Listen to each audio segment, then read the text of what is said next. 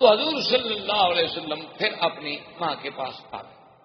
اور اس کے بعد عبد المطلب ابھی زندہ تھے، اور کفالت جو تھی وہ عبد المطلب کی تھی، اور عبد المطلب مکے کے سردار، اور عبد المطلب کے لیے کعبۃ اللہ کے بالکل عین دروازے کے قریب بساط بچھائی جاتی تھی، یعنی آپ کے لیے جیسے آپ نے دیکھا نا عرب کا اب بھی رواج ہے کہ گھروں سے باہر مکانوں کے ایسے کھڑے بنے ہوتے ہیں، وہاں کپڑا بچھا دیں گے، سرانے رکھ دیں گے، پیچھے مجلس بیٹھ جائیں، عرب کا اب بھی رواج۔ تو عبد المطلب کے لیے جو مجلس بنتی تھی وہ بالکل عین کعبۃ اللہ کی دیوار کے ساتھ اور کعبۃ اللہ کے دروازے کے قریب، وہاں آپ کے لیے مخملی کپڑے بچھائے جاتے، سرانے لگائے جاتے، گدے لگائے جاتے، کیونکہ سردار مکہ تو اس وقت عبد المطلب، سردار مکے پہ ان کی سرداری تھی، اور پھر سقایا اور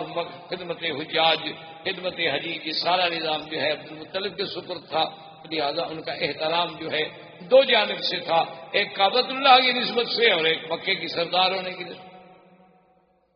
اور جب وہ مجلس بچھا دی جائے تو کوئی بھی آدمی جب وہاں آتا تو اس کو یہ اجازت نہیں تھی کہ وہ حضور اس عبد المطلب کی اس بساط پہ، اس جگہ پہ بیٹھ جائے، حتیٰ کہ عبد المطلب کے باقی بیٹے جو ہیں وہ بھی کھڑے رہتے تھے، باپ کا انتظار کرتے تھے جب تک والد آئیں وہ آ کے وہاں بیٹھیں۔ لیکن خدا کی شان ہے کہ محمد مصطفیٰ صلی اللہ علیہ وسلم ابھی تو 3-4 سال کی عمر نہیں ہوئی تھی، آپ جب بھی تشریف لاتے تو آ کر فوراً اپنے عبد المطلب دادے کی مجلس پہ بیٹھ جاتے، اور بھائی اگر روکتے بھی تو آپ ان کی توجہ نہ۔ اور عبد المطلب کو جب کہا گیا تو انہوں نے کہا ان ابنی ھذا لشأن، اس میرے بیٹے کے اندر کوئی اللہ نے کوئی شان رکھی ہے ایسی، اس کو منع نہ کیا کرو، اگر یہ میری مجلس پہ بیٹھ جائے تو بیٹھ جائے، میں نیچے بیٹھ جاؤں گا، لیکن میں محمد کو نہیں اٹھا سکتا صلی اللہ علیہ وعلا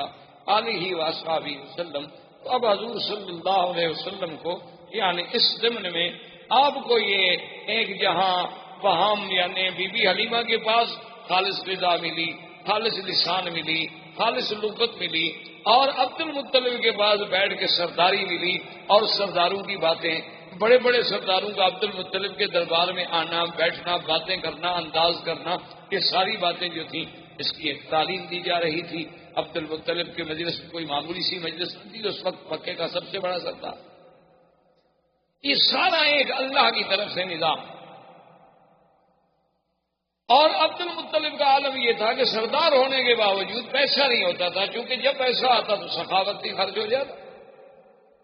حاجیوں پہ خرچ ہو رہا ہے، زمزم میں شہد ملا کے پلایا جا رہا ہے، زمزم نہیں تو باہر سے پانی لا کے پلایا جا رہا ہے، شرید کھلائی جا رہی ہے، روٹی کھلائی جا رہی ہے، حاجیوں کی خدمت کی جا رہی ہے، تو اتنا پیسہ کہاں سے ملے گا سردار؟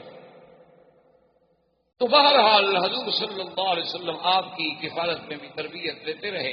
اور جب حضور صلی اللہ علیہ وسلم کی عمر مبارک زیادہ ہوئی، ایک دن آپ کی والدہ نے یہ ارادہ کیا کہ میں حضور کو لے کر آپ کے اخوال جو ہیں بنو نجار مدینہ منورہ میں ان کے پاس جاؤں، کم سے کم میں اپنے رشتہ داروں کو بھی تو ملا ہوں، اور کم سے کم حضور صلی اللہ علیہ وسلم میرے بیٹے کی زیارت کر سکیں۔ حضور کو لے کے مدینہ منورہ تشریف لے گئیں، اور خدا کی شان ہے مدینہ منورہ کی بھی گلیوں میں جہاں جہاں حضور صلی اللہ علیہ وسلم گزرتے تو لوگ حیران،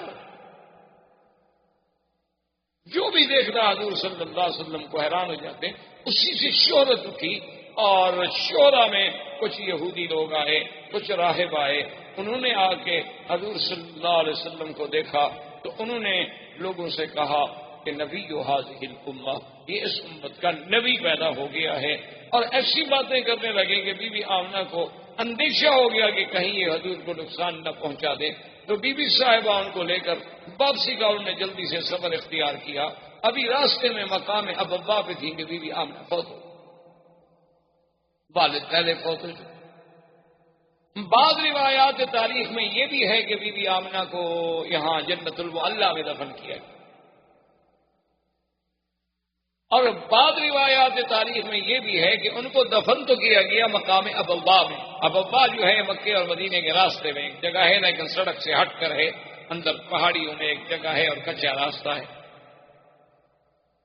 اور بعض علماء یہ لکھتے ہیں مورخین کہ ابوا میں دفن کیا گیا، وہاں سیل آئی یعنی پانی آیا بارشوں کا، تو قبر جو تھی وہ کھل گئی، تو پھر ان کو لا کر یہاں منتقل کر دیا گیا، جنت المعلیٰ میں دفن کر دیا گیا۔ تو بعض لوگوں نے روایات کو یوں بھی جمع کیا ہے. بہرحال جمہور کی رائے یہ ہے کہ مقام ابوا پہ دفن کیا گیا، کیونکہ ایک دفعہ حضور صلی اللہ علیہ وسلم ایک حدیث مبارک میں یہ بات موجود ہے کہ حضور نے فرمایا کہ میں نے اللہ سے بخشش کی دعا مانگی تھی، اس کی تو اجازت نہیں ملی، البتہ مجھے ماں کی قبر پہ جانے کی اجازت ملی. تو حضور صلی اللہ علیہ وسلم اس قبر پہ تشریف لے گئے. تو لہذا اگر وہ جنت المعلیٰ میں منتقل ہو جاتی تو پھر وہاں حضور صلی اللہ علیہ وسلم کو جانے کی ضرورت ہے. اب حضور صلی اللہ علیہ وسلم واپس مکے میں آئے. اب خدا کی شان دیکھیں کہ باپ تو پہلے فوت ہو چکے تھے، ابھی آپ پیدا نہیں ہوئے، ابھی 6-7 سال کی عمر ہے تو ماں بھی فوت ہو، اور کچھ عرصہ گزرا عبد المطلب بھی فوت ہو گئے. اب آپ کی کفالت جو ہے وہ ابو طالب کے پاس چلی. خدا کا نظام ایسا، اللہ نہیں چاہتے تھے کہ میرے بدنی پہ کسی کا سایہ رہے. اسی لیے بعض علماء لکھتے ہیں نا کہ اللہ نے حضور کو بغیر بے سایہ پیدا کیا. وہ سمجھتے ہیں کہ شاید دوسرا سایہ بھی نہیں تھا. یہ معنی نہیں، معنی یہ ہے کہ جیسے باپ کا ایک سایہ ہوتا ہے، ماں کا ایک سایہ ہوتا ہے، دادے کا ایک سایہ ہوتا ہے، کفالت کرنے والوں کا ایک سایہ ہوتا ہے، اللہ نے ان سب چیزوں سے حضور کو مستثنیٰ کر دیا. اللہ نے فرما دیا میرا بدنی ہم آپ کی خود حفاظت کریں. الم یجدک یتیما فآوی ووجدک ضالا فہدی. اللہ نے فرمایا کیا ہم نے آپ کو یتیم نہیں پایا، پھر ہم نے آپ کو خود ٹھکانا. تو اس طرح بھی اچھا، اگر فرض محال ایک شاگرد قابل ہو تو لوگ کہتے ہیں جی اتنا استاد پڑھا تھا، تو اس کی لیاقت و صلاحیت استاد کی طرف جاتی ہے، اولاد کی باپ کی طرف جاتی ہے. انہوں نے فرمایا ہم اپنے نبی کی تربیت ہی خود کریں گے. جیسے انہوں نے فرمایا ادبنی ربی فاحسن تادیبی، مجھے تو ادب بھی میرے رب نے سکھایا، میرے اللہ نے میرے ادب کا انتظام کیا.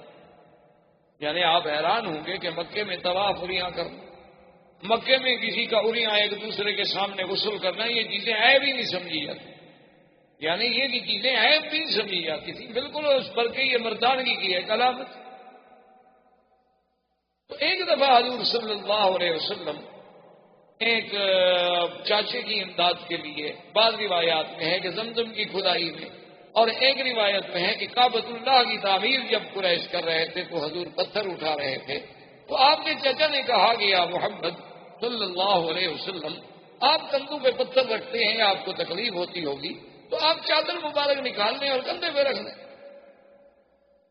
تاکہ آپ کو پتھر اٹھانے میں تکلیف نہ ہو.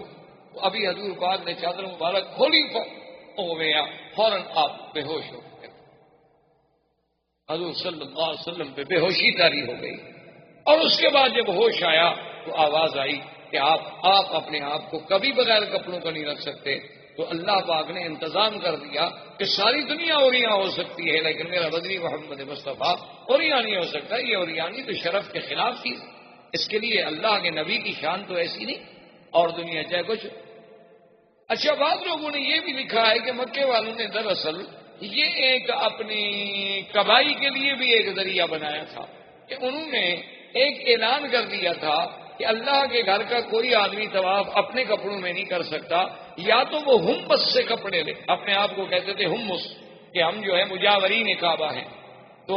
یا تو ہم سے کپڑے لیں اور وہ کپڑے پہن کے طواف کریں. بس صورت دیگر اپنے کپڑوں میں طواف نہیں کر سکتے، پھر بغیر کپڑوں کے طواف کریں. تو جو لوگ آتے تو وہ ان سے پیسے، ان سے کپڑے لیتے. تو صاف بات ہے کہ پھر نظر نیاز چڑھاوا تو دینا ہے مجاوروں کو، تو اس کے بعد ان کے پیسے بن جاتے، چاندی بن جاتی. اور جن غریبوں کے پاس پیسے نہ ہوتے وہ کعبۃ اللہ کا اریاں طواف کرتے، چاہے مرد ہوتے چاہے عورتیں ہوتے.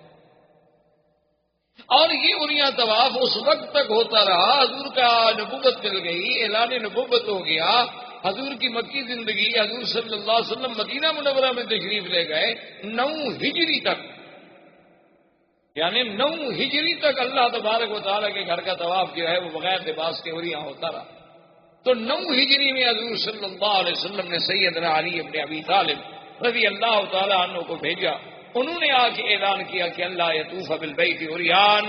خبردار آج کے بعد کوئی اللہ کے گھر کا طواف جو ہے اریاں نہیں کر سکتا،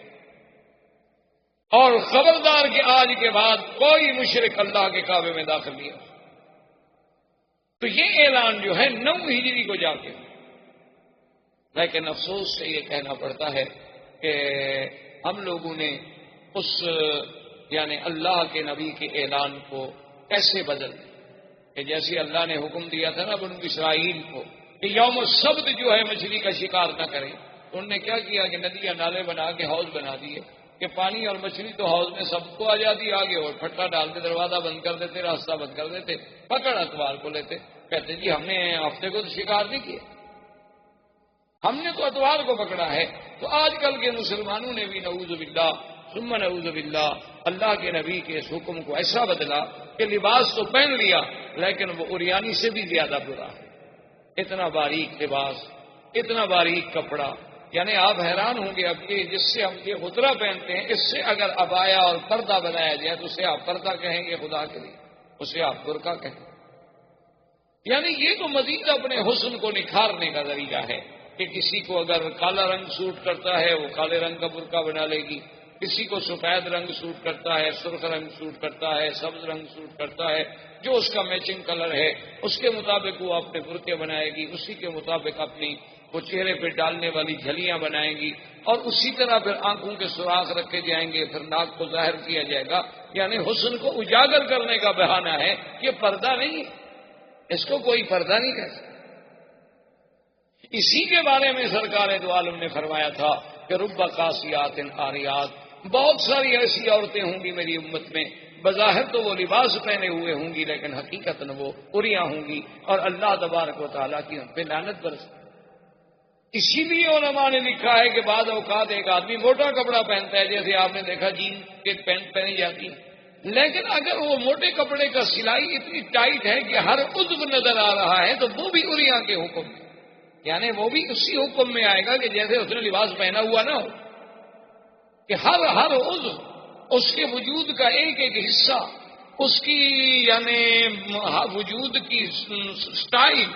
اس کے سینہ، اس کے ابار، ہر چیز الگ الگ اگر نظر آ رہی ہے، کپڑا چاہے موٹا ہو تو وہ بھی عریاں کے حکم میں ہوگا کہ رب قاسیات عاریات، کہ بہت ساری عورتیں ایسی ہوں گی کہ جنہوں نے بظاہر تو لباس پہنے ہوئے ہوں گے، یا ایسی جرابیں پہن لینی جو اس کے رنگ سے ملتی ہوں، پتہ ہی نہ لگ سکے کہ اس کے بدن کا رنگ ہے یا ایک باریک سی جراب چڑھی ہوئی ہے اس کے اوپر۔ ایک ایسا برقع پہنا کہ برقعے سے اور قمیض کے اندر سے جو بنیاد کا کلر ہے وہ بھی نظر آ رہا ہو، تو ایسے کپڑے کو آپ کیا کہہ سکتے ہیں کہ یہ کپڑا ساتر ہے؟ یہ کپڑا اس لیے پہنا گیا ہے کہ عورت کا بدن چھپا رہے اور اس پر کسی غیر کی نظر نہ پڑے، یا یہ ایک فیشن ہے کہ مردوں نے اپنا ایک عبایا ڈال لیا، عورت نے ایک سیاہ گاؤن ڈال لیا، بس ختم ہو گئی بات۔ اچھا، بات تو نعوذ باللہ یہ عالم ہے کہ اوپر سے باقاعدہ برقع ہے اور اندر جو ہے منی اسکرٹ، بعض کا اوپر سے برقع ہے اور اندر جو ہے وہی جین پہنے ہوئی ہے مردانہ۔ انا للہ و انا الیہ راجعون۔